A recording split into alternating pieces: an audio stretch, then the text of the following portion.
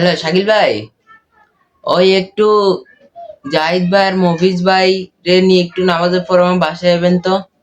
আচ্ছা ঠিক আছে আম্মু। আচ্ছা ঠিক আছে ভাই।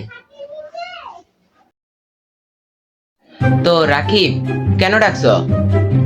ভাই কিলে ডাকছেন? মনে কোনো কারণ হবো ভাই, ইম্পর্টেন্ট কথা আছে মনে না ভাই?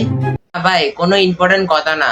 কথা হইছে যে সামনে তো যেহেতু বড় একটা নবীজির জন্মদিন গেছে, তো এই উপলক্ষে আঙ্গ এলাকায় বড় সড়ক মিলাদ করাইলে মনে হয় একটু ভালো হইতো। আপনারা কি কন? সমস্যা নাই রাকিব, তুমি করো, আমরা তোমার ব্যাগে ফাঁসে আছি। ঠিক আছে ভাই, ঠিক কইছেন। সমস্যা নাই, করো, আমরা অ্যাটেন্ড করব। সমস্যা না ভাই, করান, আমরা তো ফাঁসে আছি। খালি মিষ্টির বোল্ডারটা দিলে চলবো। মফিজ ভাই, আপনি মনে কিছু কইছেন? না না, কিছু কই নাই ভাই। কই সবাই মিলি করাই, আমরা আছি তো। ভাই আপনারা ব্যাগে ফাঁসে থাকি তো লাভ নাই। অন কে কয় দিয়ে দিবেন এটা কন। অন শাকিল ভাই, আপনি কয় দিয়ে দিবেন?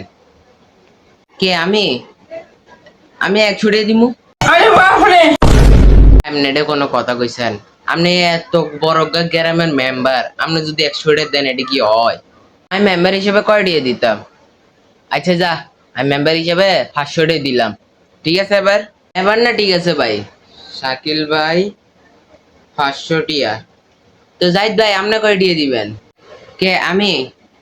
আমি এ তো 50 টিয়া। ভাই আপনি এটা কোনো কথা কইলেন?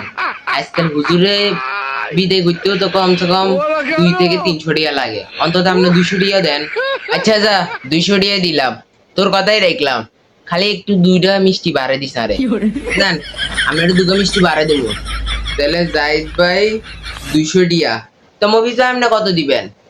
কে আমি? এবার দিছে 100 টিয়া, এবার দিছে 50 টিয়া। আমি দিমু আরি 1 ফট সাল দিয়ে দিমু। তোর ভাই আপনি এটা কোনো কথা কইলেন?